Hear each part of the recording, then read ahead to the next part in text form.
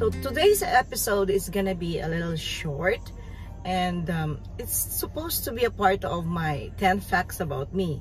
However, I thought of dissecting those facts, and probably could inspire a lot of people, especially for those who are now in a situation wherein I had been before. Tama ba yung aking grammar? Now, well, to the knowledge of everybody, I am a cancer survivor. I was diagnosed like when I was turning 40. I was so active with work. I used to teach in a medical school, and I had a very active life, both in my teaching career as well as taking a PhD degree and so on and so forth. I was so busy. I was so engrossed with so many things. I was, my left hand doesn't know what my right hand's doing. So I kind of neglected my health. Maybe because I was the breadwinner at the time. My father was diagnosed with cancer. Prostate cancer. That's the reason also why I have to go back from Saudi Arabia, because the doctor told me that he just had 6 months more to live. So being the only girl and of daddy's girl, and at the same time in the Filipino culture, we usually would want to take care of our elders. I'm so close to my father, so I adore him so much. That's why I left my job. I was actually teaching and managing a preschool in Saudi Arabia. So I took it to myself that I need to go home. I need to this is heavy. I don't like to cry. I need to go home and take care of my father. It's a payback time, shall we say. So how did I know that I had cancer? My monthly period was kind of prolonged that time. Instead of the 3 to 5 days period, I usually would have it for 2 days, just a very regular flow, and then it would stop for 3 to 4 days, and then eventually it comes back. And or should I say, I was bleeding every month with an interval of every other 3 days. So I was thinking, oh, I was already 40. I must probably be into the menopausal stage. But then I ignored it for about 7 months. So I just endured the magbabaon ng panty shields before, and napkins, because I was really, my hands were full. I was teaching. I was also assigned as a year level advisor, and I was managing kind of a lot of students that time. So came the time that parang, bakit ganito? Hindi na natitigil yung monthly period ko. It's an on and off period, on and off period. And then, diba, nakakainis is the term, na yung alam mo tapos na, and then unexpectedly, while you were in the class explaining the middle of your class, then you could feel that there's something, like coming out of you. And then when you rush to the toilet, you would see again, stains of blood in your underwear. So since I was teaching in a medical school, there is also, the school also owns a hospital at the same time. So it is by convenience, na we could easily get checked up, and we have, our yearly or regular checkup. But then it did not extend to having extra other checkups other than urinalysis, stool, what else? X-ray, and a physical checkup with the company's physician. I looked for an oncologist, an obstetrician gynecologist in the hospital, and subjected myself for a checkup. Then what she told me was I should have a DNC because, you know, I was bleeding, so I have to have a DNC, and after the DNC they have to do a biopsy. Okay, so the specimen that was taken during the DNC was subjected for an extra more analysis, which is to check if what is wrong with the cells, what is wrong with, you know, with me. Why am I kind of having a prolonged menstrual flow? Or it took 1 week for the biopsy result to come out, but then my gynecologist told me that I had already cancer. Simple as that. when I went back for my checkup, she just told me without further ado, you have cancer. So it really shocked me, considering the fact that I was taking care of my elders at the time. I really took it to myself to take care of them. And the first thing that came to my mind, I don't like to cry really, this is kind of a heavy episode, was paano ang mga matatanda ko when I, if the biopsy comes to be something else, like an advanced stage of cancer. So sabi ng aking doctor na it is a cancer of the uterine, or cancer of the uterine. It's, the walls of the uterus.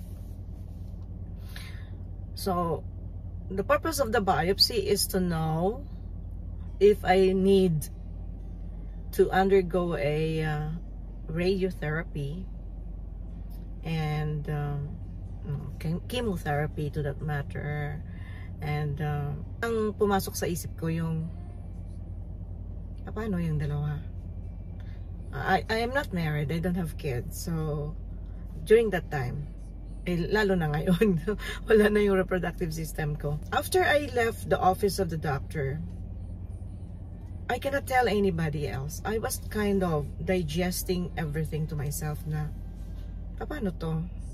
And ayoko yung magsi-self-pity ako na ikikwento ko sa mga friends ko, may cancer ako, or I don't like that kind of feeling na parang nagpapaawa-awa. Hindi kasi ako ganun eh. I've been through a lot of things in life na nagiging matibay ako, nagiging strong din ako sa hamon ng buhay. Okay. So when I went back to, kasi walking distance lang yung hospital to the school, I went back and I sat down to one of the computers, the desktop computers in the faculty room. At saka I researched on ano ba talaga ang, uterine cancer. That long 1 week, parang I do not know if you had experienced it, yung hindi mo alam what's in there for the next day, na alam mo may sakit ka, alam mo may responsibility ka, but then you need to go on. So in the period of waiting for the result of the biopsy, the second night, I did not tell anybody yet, except my best friend na pumanaw na rin. She also died of breast cancer. So siya lang ang pinagsabihan ko, and I told her, do not tell anybody. I'm still waiting for the biopsy. At hindi ko alam kung aling stage na, and if I will really undergo a radiotherapy. And if I undergo a radiotherapy, my doctor said I have to go to Cebu. Cebu is like kind of another island from Negros, because I live in Negros Occidental. And I asked her like, how long will it take? Then she said like, it will take about, we don't know, 6 months, maybe the most a year. And yung idea na mawawala ako ng 6 months, though may konti akong ipon that time when I left Saudi Arabia, but then alam mo na, I do not know how much will it cost me sa therapy, sa radiotherapy. And then syempre, my father was that time bedridden na because of prostate cancer. So parang yung feeling ba na ang bigat ng buhay. So the second night after I learned that I had cancer, I woke up in the middle of the night, and then tumutulo lang yung luha ko. Forgive me for crying. Actually, naka-move on na ako dahil because of my faith, and then I know that there is a good God. So, ang nangyari, in the middle of the night, nagising ako, and I was just crying. I'm crying. I was not crying for myself. I was crying for my parents. Kaya sabi ko sa sarili ko, I wanted to take care of my parents because they've been good to me. And then I started to question God. Sabi ko, bakit ganon? My parents are helpless. Matatanda na sila. They're not capable of, working for themselves. At saka, may sakit pa sila pareho. Tapos ako na nagtitake care sa kanila, hindi mo man lang ako pinagbigyan. I was questioning God that time. And then, bumangon ako. I was kneeling by the side of my bed, and I made a deal with God. Sabi ko, huwag muna ngayon. Gusto ko ako ang maglibing sa tatay ko. Because he was already in a terminal case as well. So sabi ko sa Panginoon, give me more time. Gusto ko ako ang maglibing sa mga magulang ko, lalo na sa tatay ko.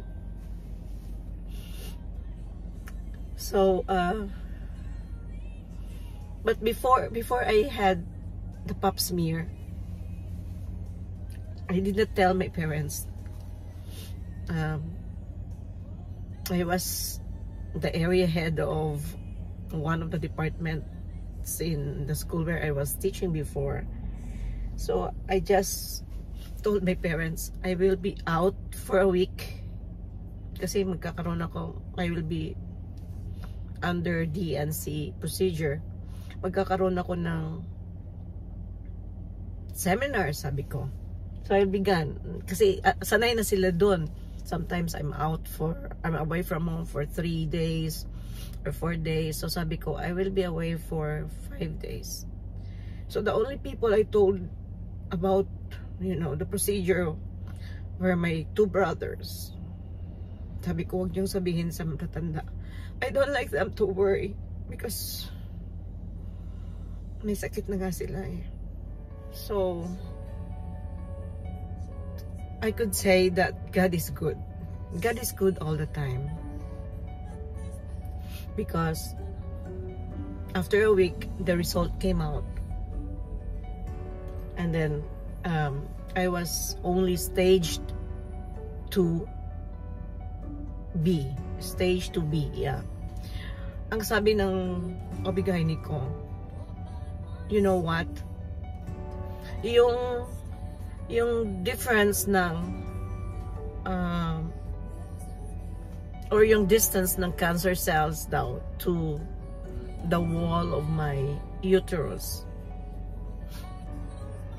yung parang buhok na lang daw, gabuhok na lang daw yung thin.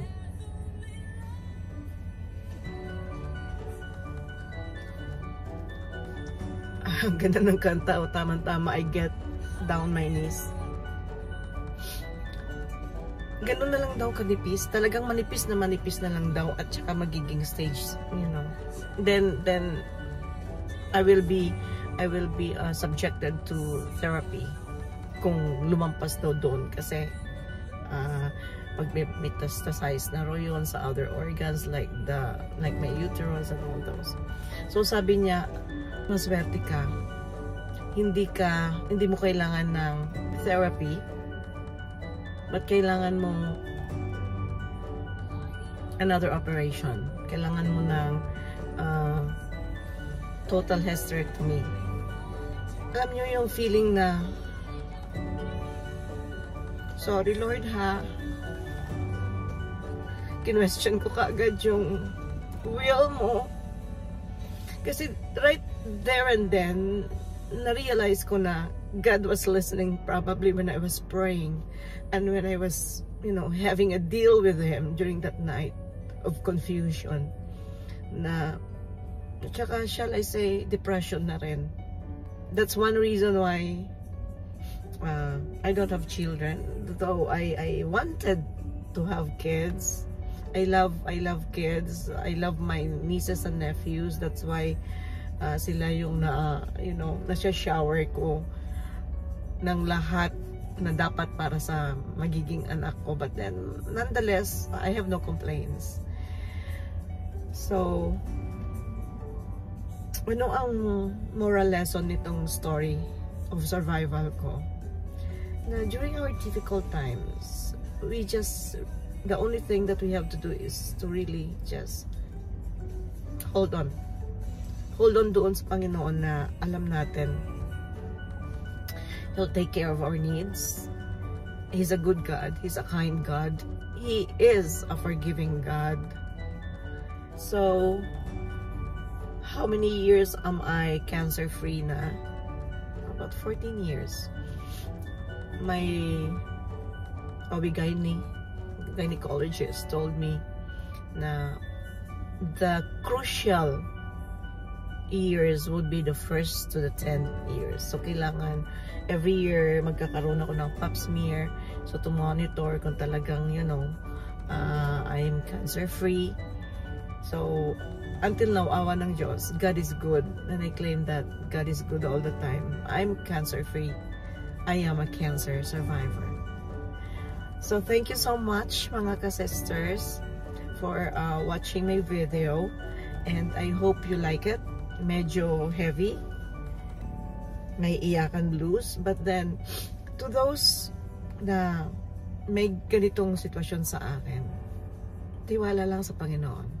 We have a good God. We have a very loving God na kung ano yung mga desires ng ating puso, ibibigay niya. At alam niya na kung ano ang mga pangangailangan natin. So, please like and share if you think this video will inspire some of your friends or a friend of yours who's also undergoing the same situation or case like I had before. So let's continue to enjoy life and give thanks to God always. Bye-bye.